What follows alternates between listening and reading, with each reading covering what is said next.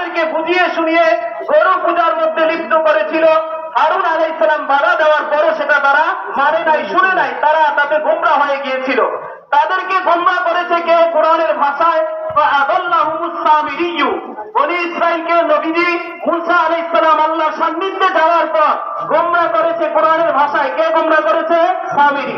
কিন্তু মাওলানা সাদ সাহেব এই ঘটনার আলোচনা করেন এভাবে যে হযরত মূসা আলাইহিস সালাতু ওয়াস সালাম কিছু সময় তাবলীগ এবং দাওয়াতের কাজ উম্মতের মাঝে না করার কারণে তিনি আল্লাহর সান্নিধ্যে গিয়েছেন দাওয়াতের কাজ ছেড়ে দিয়ে, যার কারণে পুরো 6 লাখ থেকে 5 লাখ অষ্টআশি হাজার মানুষ উম্মত তারা গোমরা হয়ে গিয়েছে।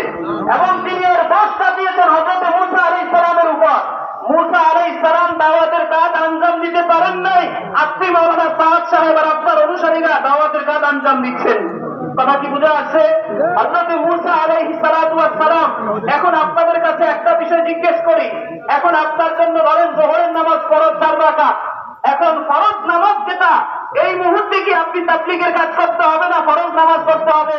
ফরজ নামাজ পড়তে হবে। হযরত মূসা আলাইহিস সালামকে যখন আল্লাহ পাকি ডেকেছেন তুর পাহাড়ে, মূসা আলাইহিস সালামের জন্য যাওয়া কি ফরজ ছিল না? মূসা আলাইহিস সালাম তো ফরজ আদায় করার জন্যই গিয়েছেন, এখন কি নামাজরত অবস্থায় তাবলীগ করতে হবে বলেন? হযরত মূসা আলাইহিস সালাম ফরজ আদায় করতে গিয়েছেন আল্লাহর সান্নিধ্যে, আপনি মূসা আলাইহিস সালামকে অভিশপ্ত করলেন দাওয়াতের কাজ ছেড়ে দিয়ে। কেন আপনি সেখানে গেলেন? আল্লাহর কাছে সাড়া না দিয়ে আপনার ডাকে সাড়া দিতে হবে, কি বলেন? মূসা আলাইহিস সালামের জীবনীকে যেই আন্দাজে আলোচনা করেছেন, এটা থেকে কি আলো গ্রহণ হয় না মূসা আলাইহিস সালামকে পথভ্রষ্ট বানানো হচ্ছে বলেন? এবং মূসা আলাইহিস সালামকে দায়ী আর দোষী সাব্যস্ত করা হচ্ছে। 5,88,000 উম্মত গুমরাহের জন্য দায়ী মূসা আলাইহিস সালাম। দ্বিতীয় হযরত ইউসুফ আলাইহিস সালামের কথা বলি। হযরত ইউসুফ আলাইহিস সালাম জেলখানায় ছিলেন, আপনারা জানেন সবাই, লম্বা ঘটনা বলবো না। সেখানে জেলখানায় আরো 2 জন লোক গিয়েছেন, তাদেরকে তিনি স্বপ্ন দেখার পর ব্যাখ্যা দিয়েছেন। মূসা আলাইহিস সালাম ব্যাখ্যা দেওয়ার আগে তাওহীদের ওয়াজ করেছেন।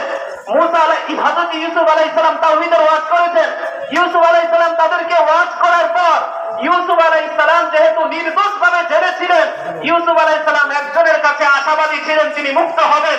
তাকে বলেছেন, তুমি তোমার মালিকের কাছে গিয়ে আমার কথা আলোচনা করবা। কোরআনের শব্দে ফানাসিয়া যিকরা রাব্বি, ওই লোকটা জেলখানা থেকে বের হওয়ার পর তার মালিকের কাছে ইউসুফ আলাইহিস সালামের আলোচনা করতে ভুলে গেছে কে? ওই লোকটা।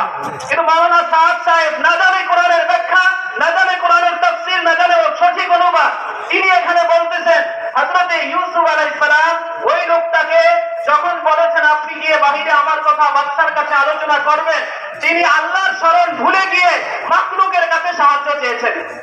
হযরত ইউসুফ আলাইহিস সালাম যারা একটু আগে যিনি তাওহীদের দাওয়াত দিয়েছেন, আল্লাহর দাওয়াত দিয়েছেন, ওই লোকগুলোকে তিনি আল্লাহর শরণ ভুলে গিয়ে মাখলুকের কাছে সাহায্য চেয়েছেন বলেন?